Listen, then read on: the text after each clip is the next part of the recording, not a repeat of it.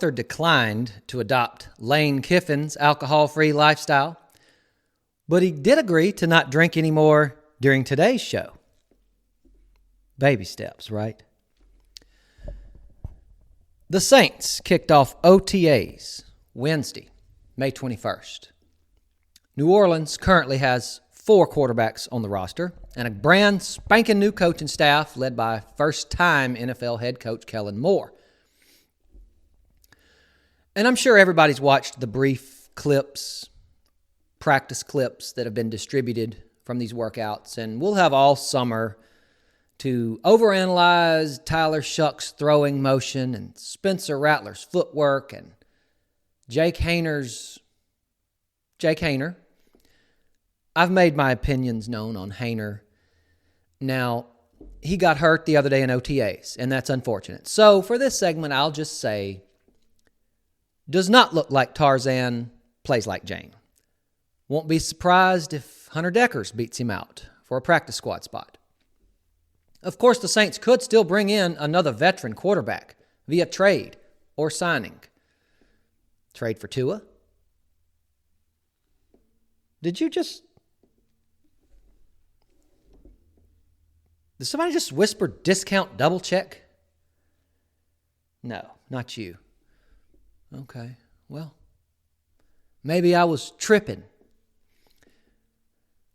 But there's a 5th quarterback on the New Orleans roster, and he's the main event of today's Saints talk. He's a quarterback kind of, sort of, sometimes when the need calls for it, depending on what time of day it is or moment in the game. But he can play quarterback, unlike Jake Hayner. That, among his many other skills, actually has 9 career starts at quarterback for the New Orleans Saints and has won 7 of them. Pretty sure Spencer Rattler's 0-6. Of course, this fella also plays other positions. Running back, tight end, wide receiver, holder, concession stand jambalaya cook. He can get behind the bar and whip up one of those $35 Superdome Crown and Cokes if you want him to do that too. If you hadn't figured out who I'm talking about, you're not a Saints fan. Taysom Hill, unfortunately, has a hefty contract. And many analysts and Saints fans have brought up the notion that the Saints should not keep Taysom Hill under contract any longer, based on a number of factors, namely his high pay. Okay, I can see that. He's got an $18 million cap hit for 2025. He's also 34, be 35 in August, but remember, he didn't get to the league till he was 27, so he didn't have that early wear and tear on his body, although he has picked up some recently, so I will concede partially the point on age. He's hurt right now, in fact, coming off knee surgery, torn ACL last season. I believe he's going to be fine when he comes back. It's an ACL surgery. Should be a full recovery. Some of y'all act like he's coming back on a prosthetic leg. Well, if there is a one-legged man who could win an ass-kicking contest, it'd be Taysom Hill. No, the money is the big issue. The Saints will save $10 million if they trade him or cut him after June the 1st, and a restructure will only save about $6. My deal with that is, how good are the Saints going to be this year? New Orleans is already going to save money from the Carr retirement down the road. But for this season, is it really necessary to just take a blowtorch to any and everything, no matter what? As in, cut Taysom Hill over a $4 million difference? Everything can't just be about bean counting and number crunching. As a general rule, you don't normally keep a 35-year-old under Taysom's contract. And general rules should be followed generally. Exceptions should come into play, however, when you have a unique situation. And Taysom Hill is certainly unique. Don't know if I'd call him a situation. I know he's not going to be healthy for a while, and the timeline for a return is unknown. And I'm not going to speculate it like so many people are on it. It just depends on his recovery, his progression. but I think he's going to be his usual self when he does get back. And regarding that usual self, that brings up a whole nother aspect of the Taysom Hill conundrum, because he's not just a good guy and a team-first player who stands up and cheers and claps when he's supposed to. Between those lines on that field, Taysom is a bull in a china closet. He puts the ball in the end zone, too, in a variety of different ways. And New Orleans simply doesn't have a lot of dudes who can put it in the end zone. And Saints fans, Taysom Hill fans in particular, you're one of them, with your number 7 jersey, prepare thyselves, prepare yourself. Because if Loomis axes Taysom, you can bet cash money he will be in an orange crush Denver Bronco jersey as soon as he's healthy enough to put one on. Peyton will snatch him up and use him to win football games for his playoff football team. He can block, he can catch, he can run every route in the tree. He's the best short yardage back on the Saints team, and you can use him as a decoy without the ball. And of course, if you're in a tight spot, you can put him at QB1 and he'll win 7 out of 9 starts for you. Facts. I'm all for cost cutting and trimming fat. But in my opinion, Taysom Hill ain't fat. Hey, there it is. I've made the case for him today because I like having him on the team. He's a great football player, truly. But realistically, there's a strong chance the Saints cut ties with Taysom Hill. Good chance he's played his last game in black and gold.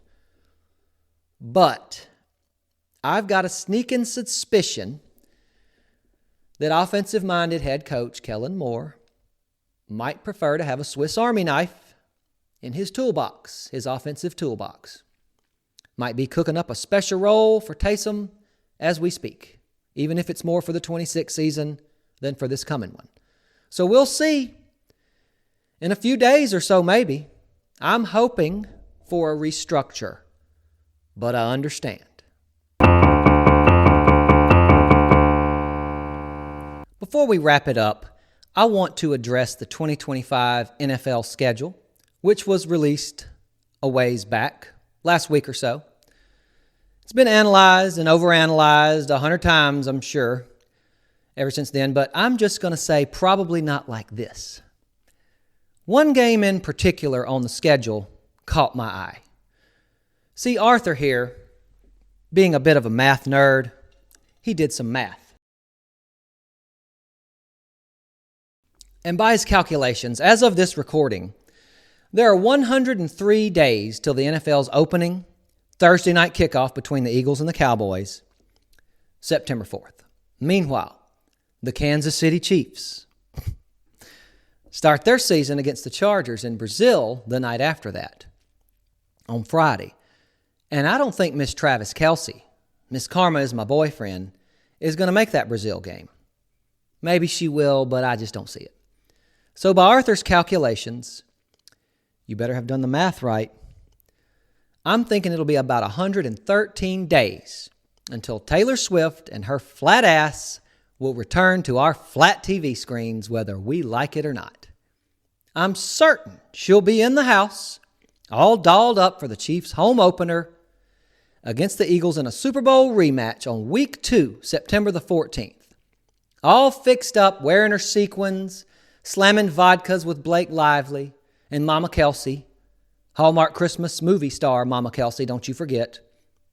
And hey, by that point, maybe Taylor will have made up with her longtime nemesis, First Lady in Space, Katy Perry. Maybe. Of course, who knows what Taylor looks like without all her war paint on? Well, I reckon Travis Kelce knows. Maybe. If you really believe they're really a couple. Contract. I mean, for all we know, she wakes up in the morning looking like Godzilla. Travis wakes up, rolls over, looks at her, exclaims to himself, "Oh shit, it's Godzilla!" Quietly, of course, to himself, "Oh shit, it's Godzilla." Because you never want to awaken Godzilla. I mean, I'm just throwing the scenario out there. Maybe she looks like Godzilla, maybe she doesn't. Till one of us sees her without her makeup, without her war paint, we won't ever know. So we never will know. But there are some similarities between them that I think even the most staunch Swiftie has to admit. Similarities between Taylor Swift and Godzilla. And they are uncanny. Per example, their beautiful singing voices. There's Godzilla's voice. You've probably heard it before. I won't attempt to mimic it here. It's rough on the throat. But then when I listen to Taylor, it's kind of similar. But maybe my ears are just clogged, huh? Also, Taylor's kind of tall, like you know who? Godzilla. And of course, they're both heartless, soulless wretches, hell-bent on world domination, breathing fire, destroying entire cities, leaving them in their wake. You know they do. I'm just saying, nobody's ever seen Taylor Swift and Godzilla in a stadium together. So there is your Bayou Football NFL 2025 schedule review. Hopefully First Lady in Space Katy Perry watched it from her spaceship tent in her living room, in her home on Whore Island. Please like and subscribe. Follow us on X and Facebook. And visit us at BayouFootball.com. Until the next episode. For Arthur, the Bayou Party Dog, I'm Ruddy Rutledge. He is a real good boy, and this is some Bayou football.